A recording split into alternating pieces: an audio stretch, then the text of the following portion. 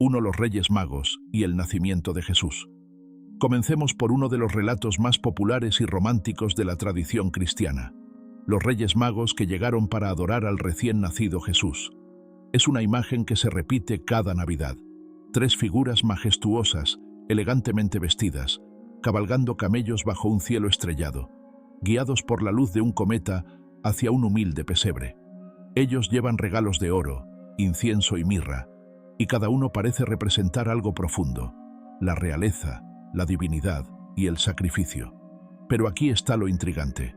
Esta historia, tal como la conocemos, no aparece en la Biblia. En el Evangelio de Mateo, que es el único que menciona la visita de los magos, el texto dice lo siguiente: unos magos de Oriente llegaron a Jerusalén diciendo: ¿Dónde está el que ha nacido Rey de los judíos? Porque vimos su estrella en el Oriente y hemos venido a adorarlo. Mateo 2, 1-2. No se especifica cuántos eran, no se mencionan sus nombres, no se habla de camellos y ni siquiera se dice que llegaron al pesebre. Entonces, ¿de dónde salió todo lo demás? La idea de que eran 3 probablemente surgió debido a los 3 regalos que llevaron: oro, incienso y mirra. Pero, ¿por qué asumir que cada regalo representaba a una persona? En muchas culturas antiguas, los regalos se entregaban en grupo o como símbolo de respeto por parte de un colectivo, no necesariamente por individuos específicos. Ahora, hablemos de los nombres: Melchor, Gaspar y Baltasar. Estos no aparecen en ningún texto bíblico. Los nombres fueron añadidos siglos después por tradiciones orales y manuscritos medievales. En el siglo VI, los cristianos comenzaron a llenar estos vacíos con historias inventadas que daban un simbolismo a cada uno de estos supuestos reyes. Por ejemplo, Melchor era descrito como anciano y sabio, Baltasar como joven y robusto, y Gaspar como un hombre de mediana edad. Más adelante, incluso se les asignaron características raciales para simbolizar a Europa, Asia y África, reforzando la idea de que Jesús era un rey para todas las naciones. Pero, ¿es esto lo que la Biblia pretendía comunicar? Absolutamente no. Es un reflejo de cómo las culturas proyectaron sus propias ideas en los textos sagrados. Y aquí viene otra pregunta fascinante: ¿realmente eran reyes? Si leemos el texto cuidadosamente, la palabra utilizada es magos.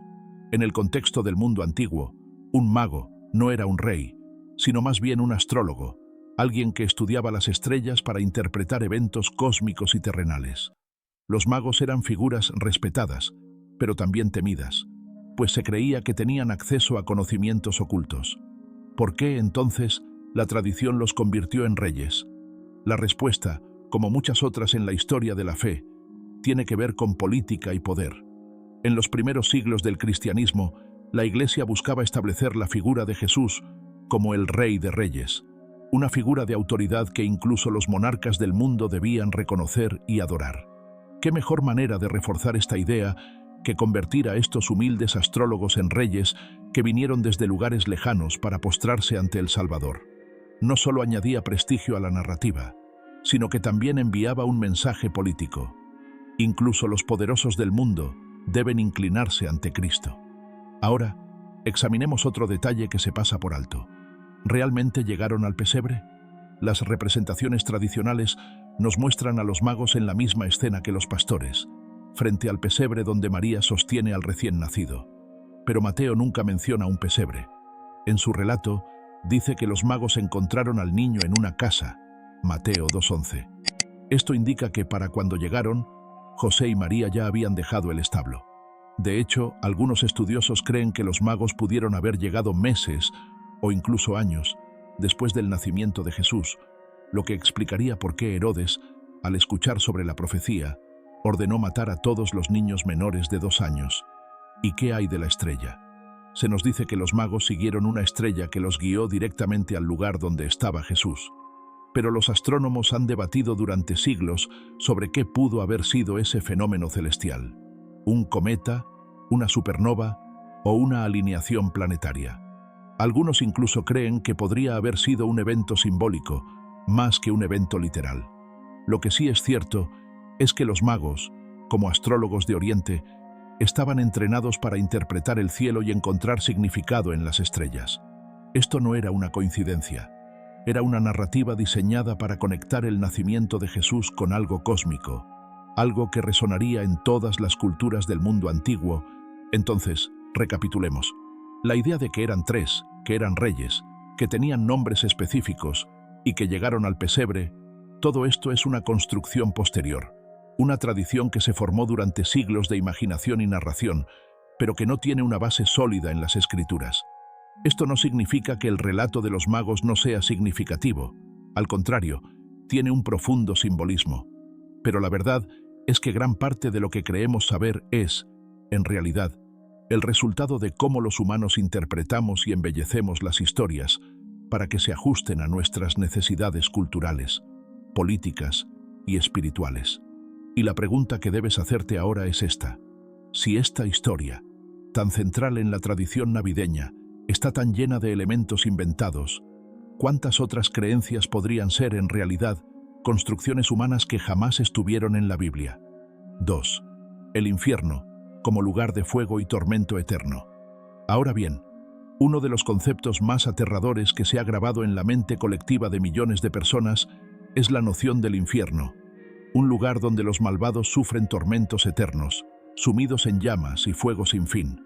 Este infierno ha sido el principal argumento de muchos sermones, películas y canciones, y se ha convertido en la base para que la gente tema las consecuencias de sus acciones en la vida eterna. Pero, ¿realmente el infierno es lo que todos pensamos que es? ¿Es un lugar de castigo eterno, donde el fuego consume a los condenados sin tregua? La respuesta, aunque alarmante para algunos, podría sorprenderte. No. Para empezar, la Biblia no describe un infierno ardiente de la manera en que lo pensamos hoy. El concepto que tenemos del infierno proviene más de la mitología medieval y de la interpretación de ciertos pasajes que de los escritos originales en las escrituras sagradas. La palabra más conocida en relación con el infierno es Gehenna. Sin embargo, muchos no saben que Gehenna, ¿no ves?, era un lugar celestial o subterráneo. En realidad, Gehenna era un valle real cerca de Jerusalén, conocido como el Valle de Hinnom. Este lugar, durante el antiguo Israel, era un sitio asociado con prácticas paganas, como sacrificios de niños en fuego, una abominación que fue condenada por los profetas de la Biblia. A medida que el tiempo pasaba, el Valle de Hinnom se convirtió en un basurero, donde se arrojaban desechos y se quemaban los residuos. Era un lugar físicamente repulsivo y lleno de descomposición, pero no era un reino sobrenatural de castigo eterno. La clave aquí es entender cómo Jesús usó el término Gehenna para simbolizar un destino de juicio, una representación del castigo que sería para aquellos que elijan rechazar la verdad, la justicia y la bondad de Dios. Sin embargo, esto no significaba necesariamente fuego eterno ni sufrimiento consciente en un lugar remoto y aislado. La traducción y la interpretación de Gehenna como un infierno de fuego ha sido moldeada y reforzada por siglos de enseñanzas medievales, especialmente a partir de la Divina Comedia, de Dante y las escrituras apocalípticas. Durante este tiempo, el miedo al castigo eterno se convirtió en una poderosa herramienta para el control social y religioso. Era conveniente hacer creer que el infierno era un lugar físico, una prisión de dolor eterno, porque ese miedo impulsaba el comportamiento correcto, ¿verdad? Sin embargo, cuando analizamos lo que los textos bíblicos realmente dicen, descubrimos que la Gehenna de Jesús probablemente hacía referencia a una destrucción final o a un juicio de perdición para aquellos que rechazan la salvación, pero no a un lugar de tormento consciente en el sentido tradicional. Si seguimos buscando en la Biblia, nos encontramos con otros términos como Hades o Sheol, que se usan para describir el lugar donde van las almas después de la muerte, pero no tiene connotaciones de tormento eterno. El Hades, por ejemplo, simplemente era el lugar donde los muertos descansaban, el reino de los muertos. En ninguna parte se describe a este lugar como un espacio donde las almas son atormentadas. La descripción del tormento eterno de las almas no aparece de forma explícita en los textos hebreos originales. Lo que es aún más revelador es cómo Jesús habla del castigo eterno en el Evangelio de Mateo 25:46, pero es importante notar que este castigo no se describe como una tortura física en un lugar de fuego eterno. Más bien, Jesús hace una comparación de la vida eterna como algo que es separado, una vida en comunión con Dios o una vida de separación, lo que puede interpretarse como una metáfora de un destino de desolación o pérdida total, no como un fuego literal. Para los primeros cristianos, el mensaje central de la salvación no giraba en torno al miedo al infierno, sino al amor de Dios y la invitación a la redención. El Evangelio de Cristo era una buena noticia de vida nueva y reconciliación con Dios, no una condena inevitable hacia el fuego eterno. Aquí es donde la historia se complica aún más, porque la concepción moderna del infierno como un lugar de tormento físico y eterno se consolidó durante siglos de debates teológicos, principalmente en la Edad Media. La Iglesia Católica, con figuras como Dante, empezó a modelar una visión mucho más terrorífica del infierno, una que se convirtió en una parte fundamental del sistema de creencias populares. Es entonces cuando aparecen las famosas representaciones de Satanás con cuernos, el tridente y el fuego interminable, una creación completamente humana que distorsionó lo que originalmente era un mensaje de juicio y destrucción. Lo peor de todo es que este concepto de infierno ha tenido efectos devastadores a lo largo de la historia, generando un miedo irracional, causando divisiones y usando el terror como herramienta de control. Se ha usado para manipular a la gente, para hacerles sentir que deben seguir reglas por miedo a un castigo eterno, cuando en realidad las escrituras bíblicas nunca hablaban de este tipo de infierno infernal como lo conocemos. Es por eso que la pregunta se vuelve aún más perturbadora. ¿Es este infierno del que hablamos realmente lo que nos enseñó la Biblia? ¿O hemos creado una narrativa que se ajusta a nuestros miedos, a nuestras necesidades de control? Porque si algo está claro, es que el concepto de un infierno de fuego eterno y tormento físico no es tan claro en la Biblia. De hecho, si lo analizamos, la eternidad de condena podría tener una interpretación mucho más profunda y más aterradora. No como sufrimiento físico, sino como un eterno vacío, una separación total de la presencia de Dios. Al final, es un misterio sin resolver, uno que debemos mirar con cautela, porque tal vez lo que se nos ha enseñado sobre el infierno no sea más que una invención que hemos utilizado para justificar nuestras propias creencias y temores. La pregunta sigue flotando en el aire. ¿Realmente estamos siguiendo lo que está escrito en la Biblia? ¿O simplemente hemos dejado que otros nos dicten cómo debemos interpretar la verdad sobre la vida, la muerte y lo que viene después? 3.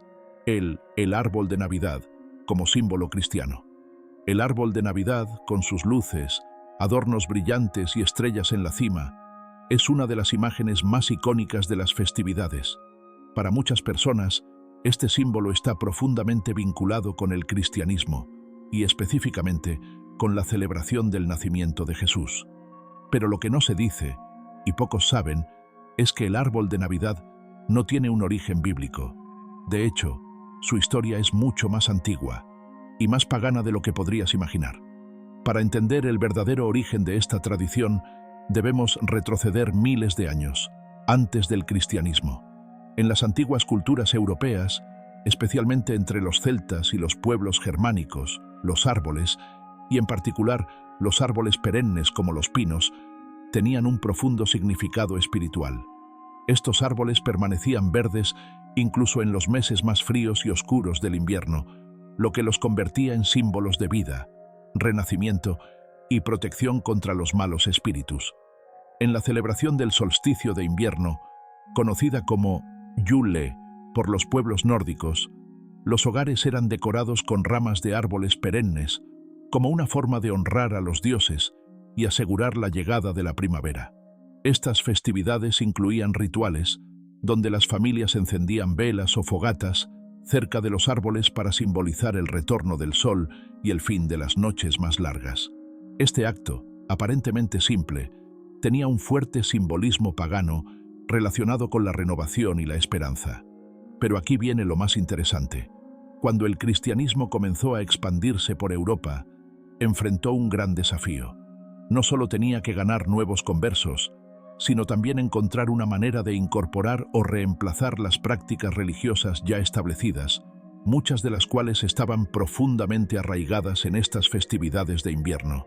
Y fue aquí donde la Iglesia decidió cristianizar ciertos elementos culturales para facilitar la transición. El árbol perenne, cargado de significado espiritual para los pueblos paganos, se convirtió en una herramienta perfecta. Los líderes cristianos comenzaron a adaptarlo, vinculándolo con la fe cristiana. Eventualmente, se popularizó la idea de que el árbol representaba la vida eterna que ofrece Jesucristo.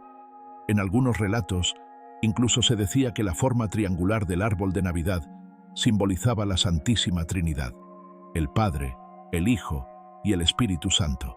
Sin embargo, esto no ocurrió de la noche a la mañana. Durante los primeros siglos del cristianismo, la práctica de usar árboles decorados en celebraciones religiosas era vista con sospecha. Muchos líderes religiosos la consideraban una tradición pagana incompatible con la fe cristiana. Fue recién en el siglo XVI cuando comenzó a popularizarse en Europa, especialmente en Alemania, donde se cuenta que Martín Lutero, el reformador protestante, decoró un árbol con velas para mostrar a su familia cómo las estrellas brillaban en el cielo durante la noche del nacimiento de Jesús. Este evento es citado a menudo como uno de los orígenes del árbol de Navidad, tal como lo conocemos hoy. Sin embargo, incluso después de la Reforma, no todos estaban de acuerdo con esta práctica. Los puritanos en Inglaterra y América del Norte, por ejemplo, rechazaban completamente la idea del árbol de Navidad, viéndolo como un vestigio de prácticas paganas que no tenía lugar en la adoración cristiana. En algunos lugares, incluso fue ilegal durante un tiempo.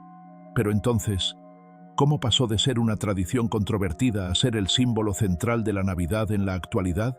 La respuesta radica en el poder de la cultura popular y la comercialización. En el siglo XIX, la reina Victoria y el príncipe Alberto popularizaron el árbol de Navidad en Inglaterra al adoptar esta práctica de origen alemán en el Palacio Real.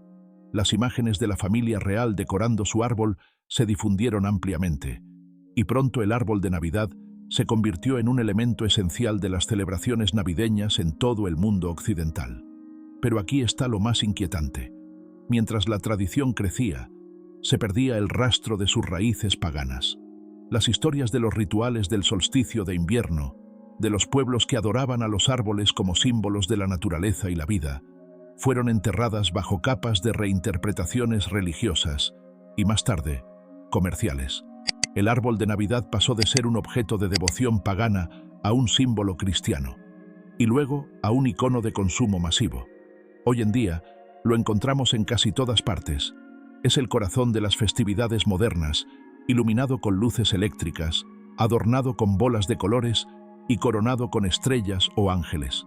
Pero aquí está la pregunta: ¿qué representa realmente?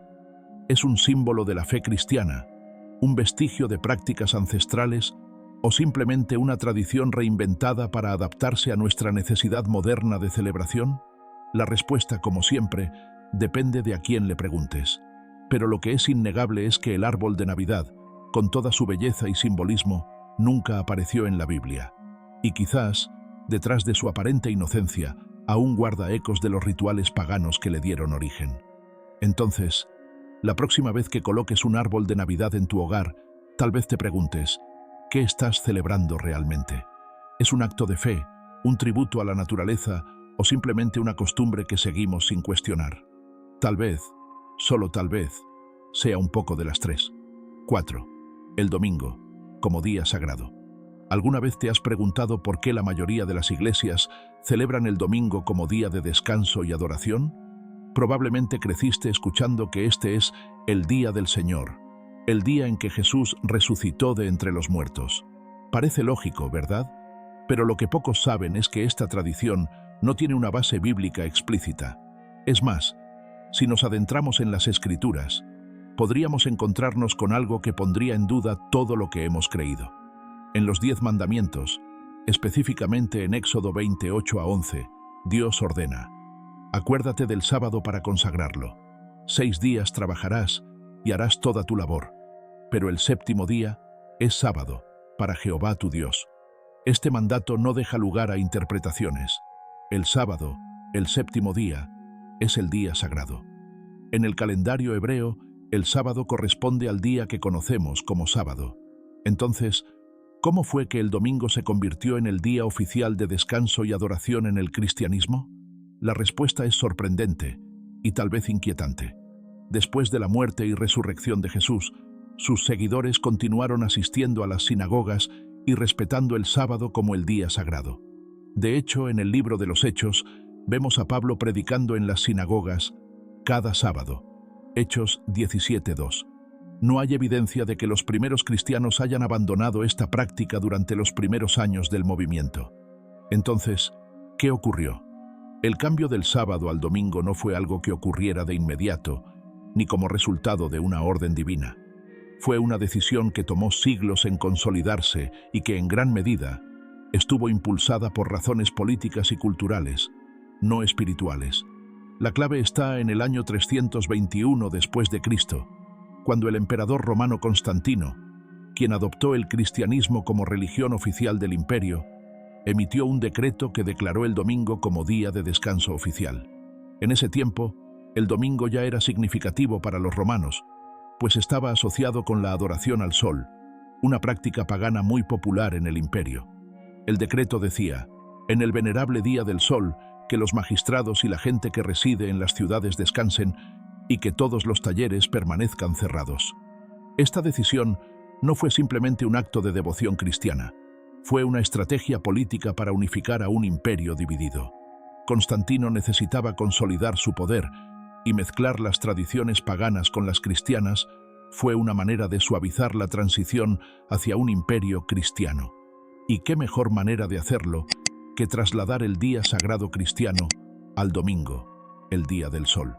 Pero, ¿y el Nuevo Testamento? ¿No hay algún pasaje que respalde el cambio del sábado al domingo? La realidad es que no. Es cierto que el Nuevo Testamento menciona que Jesús resucitó en el primer día de la semana, es decir, un domingo. Mateo 28:1, Marcos 16:2. Sin embargo, nunca se da un mandato explícito de que este día deba reemplazar al sábado como día de descanso y adoración. De hecho, Jesús mismo nunca mencionó cambiar el día sagrado. En Mateo 5:17, Él dice claramente, «No penséis que he venido para abrogar la ley o los profetas. No he venido para abrogar, sino para cumplir». Esto incluye los 10 mandamientos, donde el sábado tiene un lugar central. Entonces, si Jesús no cambió el día, y si los apóstoles siguieron respetando el sábado, ¿de dónde viene realmente esta tradición? Un eco suave de voces tensas sugiere un conflicto en el trasfondo. Hay algo más que debemos considerar: el creciente conflicto entre los judíos y los cristianos en los primeros siglos. A medida que el cristianismo se separaba del judaísmo, muchos cristianos comenzaron a rechazar prácticas asociadas con los judíos para diferenciarse. El sábado, que estaba profundamente arraigado en la identidad judía, se convirtió en un tema controversial. Algunos líderes de la iglesia primitiva comenzaron a promover el domingo como una manera de distanciarse del judaísmo, al tiempo que se alineaban con las prácticas paganas del Imperio Romano. Por ejemplo, en el siglo II, Ignacio de Antioquía escribió: «Aquellos que vivieron según el orden de las cosas antiguas han llegado a una nueva esperanza, ya no observando el sábado, sino el día del Señor». Este tipo de declaraciones muestran cómo la Iglesia estaba comenzando a mover el foco del sábado al domingo, no por una orden bíblica, sino como una manera de redefinir su identidad. La música baja lentamente, dejando solo un ligero eco. Para el siglo IV, el cambio estaba prácticamente completo. La Iglesia, ahora influenciada por el poder imperial, había adoptado el domingo como día sagrado. Pero aquí está lo más perturbador. No se trató de una revelación divina, sino de una mezcla de intereses políticos, culturales y religiosos. Si observas los 10 mandamientos hoy, el sábado sigue ahí, intacto, como un recordatorio de que Dios nunca ordenó este cambio. Sin embargo, siglos de tradición han enterrado esta verdad bajo capas de conveniencia y autoridad eclesiástica. Entonces, la pregunta que queda es: ¿estamos siguiendo una tradición creada por hombres o estamos obedeciendo lo que la Biblia realmente enseña? ¿Qué pasa cuando las instituciones que nos guían en la fe moldean nuestras creencias basándose en decisiones humanas y no en la palabra de Dios? 5.5. La imagen de Satanás como una figura con cuernos y cola. Entre todas las imágenes que el cristianismo ha construido a lo largo de los siglos, pocas son tan impactantes, tan universales y tan profundamente arraigadas como la figura de Satanás. Lo visualizamos como un ser con cuernos retorcidos, piel roja, una cola puntiaguda y un tridente en mano. Esta figura ha aterrorizado generaciones y se ha convertido en sinónimo del mal absoluto. Pero lo más sorprendente es que esta imagen nunca estuvo en la Biblia. La pregunta es, ¿cómo llegó Satanás a verse así? En los textos bíblicos más antiguos, como en el libro de Job, Satanás no es descrito como un ser grotesco o aterrador. En Job 1:6, se le presenta como un miembro del consejo divino, un adversario o acusador que interactúa directamente con Dios. Satanás en este contexto no es un ser caído, ni un villano típico. Más bien, es un fiscal, alguien que pone a prueba la fe de los humanos bajo la supervisión de Dios. No hay mención de cuernos, cola, ni siquiera una apariencia física concreta. Cuando llegamos al Nuevo Testamento, Satanás evoluciona a una figura más amenazante, asociada con la tentación y la rebelión. Pero, nuevamente, su apariencia es vaga. En 2 Corintios 11:14, Pablo advierte que Satanás se disfraza como un ángel de luz. ¿Un ángel de luz? Este pasaje sugiere que Satanás no es una figura monstruosa que cualquiera podría identificar fácilmente. Al contrario, es engañoso, atractivo, incluso brillante, un maestro de la manipulación. Entonces, si la Biblia no lo describe así, ¿de dónde viene esta figura grotesca que conocemos hoy? La respuesta nos lleva a la antigüedad pagana, mucho antes del cristianismo. En las culturas politeístas, muchos dioses y seres sobrenaturales tenían rasgos animales. Por ejemplo, el dios Pan en la mitología griega, conocido como el dios de la naturaleza, los bosques y la fertilidad, era representado como un ser con patas de cabra, cuernos y un aspecto salvaje. Aunque Pan no era malvado, su imagen fue demonizada cuando el cristianismo comenzó a reemplazar las religiones paganas. ¿Y qué mejor manera de deslegitimar a los antiguos dioses que asociándolos con el diablo? El mismo proceso ocurrió con otras figuras mitológicas. Los cuernos, que en las culturas antiguas eran símbolos de poder y divinidad, como en el caso de los toros sagrados, se convirtieron en símbolos de maldad y perversión. La Iglesia medieval se encargó de transformar estos elementos culturales en una iconografía que separara claramente a lo bueno de lo malo. Satanás comenzó a ser ilustrado con estos rasgos grotescos, y poco a poco, la imagen del diablo se consolidó como el enemigo máximo de Dios y de la humanidad. Pero esta transformación no terminó allí. El arte medieval y renacentista jugó un papel clave en fijar esta imagen en la mente colectiva. En pinturas, frescos e ilustraciones, Satanás era representado como una amalgama de las criaturas más temidas y despreciadas. A menudo, los artistas lo hacían más monstruoso con detalles como alas de murciélago, colmillos y una cola que lo asemejaba a un dragón, evocando el gran dragón mencionado en Apocalipsis 12:9. La literatura también ayudó a moldear esta figura. Obras como El paraíso perdido, de John Milton, 1667, expandieron la idea de Satanás como un ángel caído, orgulloso y rebelde, condenado a gobernar en el infierno. Sin embargo, es interesante que en la obra de Milton, Satanás no es representado como un monstruo, sino como una figura trágica, incluso carismática, capaz de atraer simpatía. Fue después, con la obra de Dante Alighieri, La Divina Comedia, que Satanás se volvió definitivamente grotesco. Una criatura gigantesca atrapada en el hielo, con alas de murciélago, devorando a los traidores en el centro del infierno. Esta mezcla de arte, literatura y tradición popular fue adoptada por la Iglesia como una herramienta pedagógica. Mostrar al diablo como un monstruo aterrador no solo infundía miedo en los fieles, sino que también los alejaba de cualquier tentación de volver a las religiones paganas o cuestionar las doctrinas oficiales. Era una estrategia perfecta, un enemigo claro, visual y aterrador. Pero aquí es donde la historia toma un giro aún más inquietante. Si volvemos a la Biblia, Satanás rara vez actúa como una fuerza visible. Su poder está en la tentación, en las mentiras, en el engaño. No necesita cuernos ni cola para influir. De hecho, ¿no sería más aterrador pensar que el mal no viene de un ser grotesco y fácilmente identificable, sino de algo que parece inofensivo? En Mateo 4, Satanás tienta a Jesús en el desierto, ofreciéndole poder y riquezas. No hay fuego, ni gritos, ni un monstruo amenazante, solo una voz suave y persuasiva. Y en el 1 Pedro 5:8 se advierte que el diablo, como un león rugiente, anda buscando a quien devorar. Pero incluso aquí, no se da una descripción física. El mensaje parece claro. Satanás no necesita una forma física para operar. Su verdadero poder radica en la influencia, en el miedo y en las ideas. Entonces, ¿por qué seguimos aferrándonos a esta imagen del Satanás con cuernos y cola?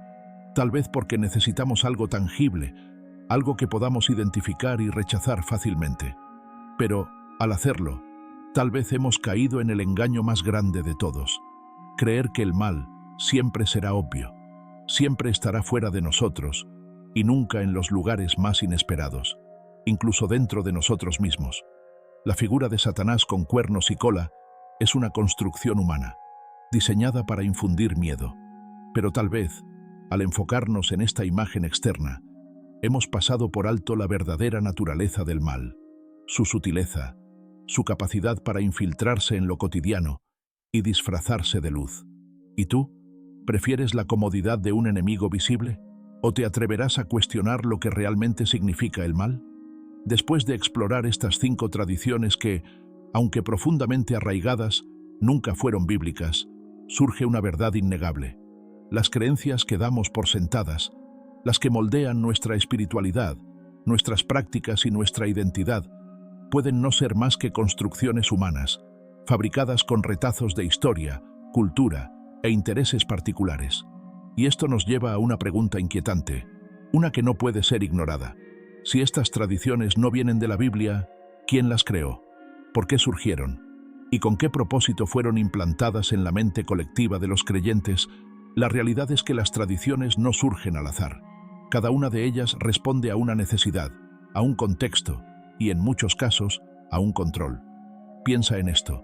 ¿Cuántas de estas creencias han sido usadas como herramientas para organizar sociedades, imponer normas o incluso infundir miedo? El árbol de Navidad, por ejemplo, pudo haber sido una estrategia para facilitar la conversión de los paganos. El infierno como lugar de tormento eterno, ¿fue acaso una manera de controlar comportamientos? ¿Y qué hay de la imagen de Satanás? ¿Fue un reflejo de los temores humanos materializados en una figura aterradora para mantenernos alineados? Pero aquí viene lo más perturbador. Estas tradiciones, aunque no sean bíblicas, tienen poder. Poder para inspirar, para consolar, pero también para manipular. Al final, no importa si una idea es verdadera o falsa, lo que importa es si las personas creen en ella. Y esas creencias han sido utilizadas, una y otra vez, para guiar a las masas en una dirección específica. Tal vez, la mayor lección que podemos sacar de esto no es simplemente identificar lo que no está en la Biblia, sino reflexionar sobre nuestra disposición a aceptar ciegamente lo que nos enseñan. Porque no se trata solo de estas 5 tradiciones. Si éstas pudieron distorsionarse o añadirse, ¿qué otras ideas han sido tergiversadas, alteradas o completamente inventadas en nombre de la fe? Lo más oscuro de todo esto no es que estas tradiciones no sean bíblicas, sino que muchas personas han dedicado su vida a defenderlas sin siquiera cuestionarlas. Y aquí está el verdadero desafío. ¿Estamos viviendo nuestra fe basados en la verdad o en algo que simplemente nos dijeron que era verdad? A lo largo de los siglos, la religión ha sido una brújula para la humanidad, pero esa brújula también puede ser manipulada. La línea entre lo divino y lo humano, entre la palabra de Dios y las palabras de los hombres, es mucho más delgada de lo que parece. Y esto nos deja con una responsabilidad inmensa, la de investigar, cuestionar y discernir. Porque una fe ciega no es fe, es obediencia. Pero aquí está el dilema final. ¿Qué hacemos ahora que sabemos esto? ¿Rechazamos todo lo que no esté explícitamente en la Biblia? ¿Nos convertimos en buscadores implacables de la verdad, sin importar lo que cueste? O, peor aún, ¿ignoramos lo que hemos aprendido y seguimos viviendo como si nada hubiera cambiado? La decisión es tuya. Pero recuerda, la verdad tiene un precio. Buscarla puede significar cuestionar todo lo que creías saber, enfrentar miradas desconfiadas y tal vez incluso quedarte solo en el camino. Pero como dijo alguien alguna vez, la verdad os hará libres, aunque primero os hará sentir incómodos. Así que aquí estás, al final de este viaje, con más preguntas que respuestas. ¿Seguirás el camino fácil de las tradiciones? ¿O te atreverás a caminar por el sendero solitario de la verdad? Solo tú puedes decidir. Y recuerda, no hay nada más peligroso que una mentira disfrazada de verdad, porque esa mentira no solo confunde, también esclaviza. La Biblia, en su esencia, es una invitación a pensar, a cuestionar, a buscar. Pero esa búsqueda no es cómoda ni sencilla. Es un viaje hacia lo desconocido, hacia un territorio donde las sombras de la tradición y la luz de la verdad compiten constantemente. ¿Qué camino elegirás? Déjalo en los comentarios y tal vez, solo tal vez, puedas ayudar a otros a encontrar su propia verdad.